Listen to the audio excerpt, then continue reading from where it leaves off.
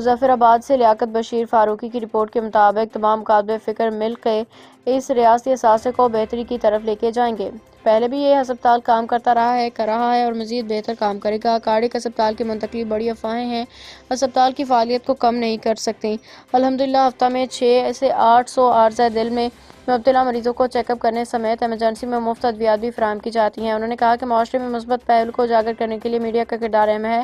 Cardiac surgeon کی تعیناتی، جو کہ آزاد جموں کشمیر کا پہلا کارڈک سرجن ڈاکٹر ہے، خوش آئند ہے۔ ڈاکٹر کامران ریاض ڈار نے کہا کہ وزیراعظم آزاد کشمیر، وزیر صحت عامہ اور دیگر سے مکمل تعاون اور رہنمائی حاصل ہے۔ مستحقین، زکوٰۃ اور سرکاری ملازمین سمیت ایمرجنسی میں آنے والے مریضوں کو مکمل مفت علاج، معالجہ سمیت ادویات بھی فراہم کر رہے ہیں۔ پرائیویٹ مریضوں کا علاج، معالجہ دیگر بڑے ہسپتالوں سے انتہائی کم قیمت پہ ہے اور ہمارے پاس اعلیٰ تعلیم یافتہ، تربیت یافتہ کارڈک سرجن اور دیگر ڈاکٹرز موجود ہیں۔